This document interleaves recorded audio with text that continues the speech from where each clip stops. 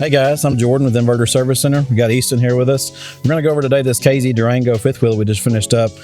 This is more along the lines of probably like one of our bigger packages that we offer for the system like this. Obviously, you can go with a smaller package. We can basically design it around what you're trying to do with it. But we're going to show you what this one would do when you get a full setup like this one with plenty of lithium power, plenty of solar, and plenty of inverter power, what you can actually do with it. So Jordan, what am I looking at? All right, so for this system, we've got our dual Victron Multi-Plus 2s. We've got those running in parallel, so you got about 4,800 watts of inverter power. Nice.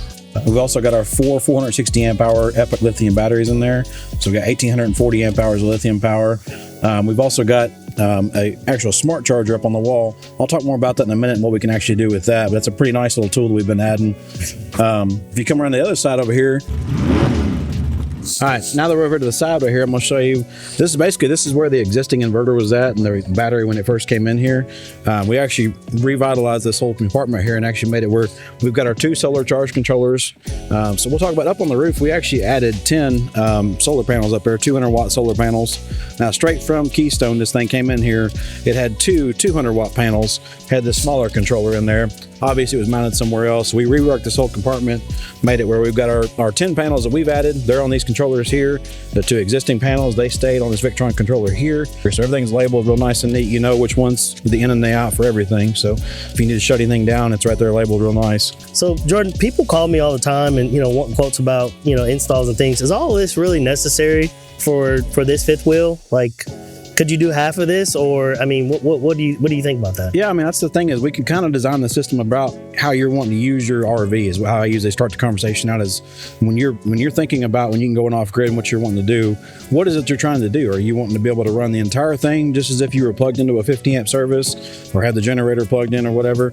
Or are you wanting to just be able to be more conservative about it? Like, I don't need all the ACs running. I just want to run the bedroom when I'm in the bedroom, and I want to run the back one when I'm in the back, and I can load manage and I can deal with that. And I don't need all this solar. I just need a little bit of solar. We really just designed it around what you're trying to do with it. So this customer in particular wanted to say they wanted to be able to run the whole thing just like as if they were plugged in. So we went with the 2 inverters to be able to run both ACs at the same time. Plenty of solar to recharge these batteries back up. We'll go into that in a minute too inside. We'll show you in there how fast this thing's actually been recharged. We've been testing it now for about 24 hours. So we'll go in there and see what the results of that have been so far. All right, so now we're inside the RV. You can see we got maybe even here, we got the back AC in here running. So we've been conducting a test over the last 24 hours. Started out yesterday, I turned on both of the AC units. I set the thermostats about 74. Here in Tennessee, we're about 85 as our high during the day right now. That's what it was yesterday. It was 86 was the high yesterday. So it sat there and ran the AC all day long yesterday. Obviously, it cycled on and off as needed. And then we got into the night last night. The temperatures dipped, so ACs didn't run nearly as much. So we started out yesterday at 10:30 in the morning. We had 100% battery, so I went to go check on it last night before we left, and we were only down to about 90%. So that's amazing that we were only able to use 10% of the batteries. We ran the AC units, both of them off and on all day long yesterday. Now, granted, there's a lot of variables there that can change this whole test. We could be 100 degrees outside, we could be 50 degrees outside. It's all going to change relative to where you're actually going camping at or where you're going to be using this at. So we were able to find yesterday that we were able to run, a very long period of time and only use 10% of our battery bank so far. So we left it going, went home last night. I anticipated we'd come back in today and see it about 75, somewhere in there. It was about 71 this morning when we come back in, and 71% state of charge. So throughout the night, ACs must have cycled some more. We had no solar, obviously, last night, so it drew the batteries down some. But the great news is, I come in here at 9 o'clock this morning, and it had already pushed the batteries back up to like 85% because of the solar we were getting and because of the fact that it wasn't hot enough yet for these ACs to be running. So we're at the 24-hour mark right now. We're at 74% state of charge. So if I figure that, it's roughly 4 days, I'm going to say, that we could run this battery bank if the temperatures outside stay exactly as they've been in the last day. So up and down like it is. We don't get rain or we don't get some cloudy days. No shady. Yeah, easily 4 days. Now, I told you about that charger outside that we added out there. That's something we've been doing a lot of on our bigger rigs where we do 2 inverters. Main thing is because when you go to like a harvest host or a family member's house or a storage unit, you don't have the option or the luxury of finding a 50 amp plug. Most of the time, not even a 30 amp plug. So we actually add a plug on the outside of the camper that's just a 15 amp receptacle plug. You can grab a heavy duty extension cord, plug it in right there. It's going to run that charger, and that charger is a 50 amp charger. So if I left that plugged in, let's say last night, and we went home, we would come back to 100% batteries today and start the day all back over again. And in that respect, almost indefinitely, I should say, if we get 30 days of sunshine, let's say. But it's not going to happen here in Tennessee, but no. It's almost, you could say that you could run indefinitely by doing that, by keeping the batteries a minimum of 40 to 50 amps charged, going constantly in from that little charger. It's not going to worry about popping receptacles where you're plugged into at, or tripping out breakers, things like that. So it's a nice thing to be able to optimize. You can use just a 15 amp plug. I don't have to go searching all over the place trying to find a place to plug my RV in it, because I don't have any options there.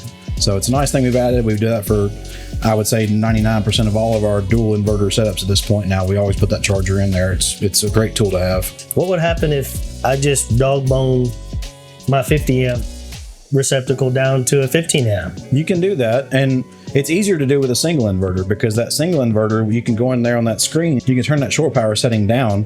You can get it down to about 9 to 10 amps. So it shouldn't draw any more than that from the receptacle that you're providing it with. Now, the issue comes in when you've got a dual inverter setup like we're working with right now. Then you can only get down to about 18 amps. Obviously, that's more than what you can get on a 15 amp plug. And especially since that 15 amp plug is usually not the only thing on that entire circuit that's in the breaker in there. So yeah, there could be other things plugged in drawing too. The nice one, we added in the charger in there, then we're only drawing about 4 to 5 amps at most. You're just running that little charger, so no worries there.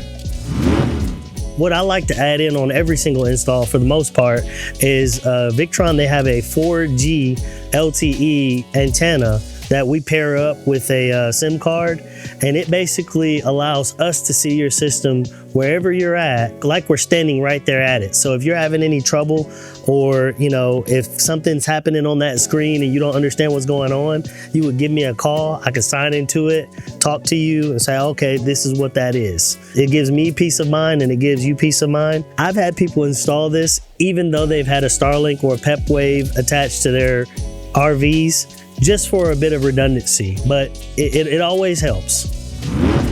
Also, another upgrade we did on this RV, and we got actually a video on this, so if you haven't watched it, go check that out. We'll link it down below, but we added the smart plug into this particular RV. So it's a really nice plug setup that you got. You can actually just bring your plug straight in now, hook it right to your camper, and you're done. There's no more of that fumbling around trying to get it to line up.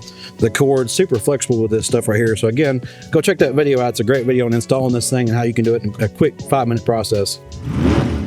All right, so that was our video on this Durango. This is a pretty big system for this particular fifth wheel. If you want to get a smaller system than that, that's no problem either. This was just the maximum capabilities that we can put in this one. If you want to see more videos like this, please like, subscribe, give us a comment down below of what you guys want to see. And until next time.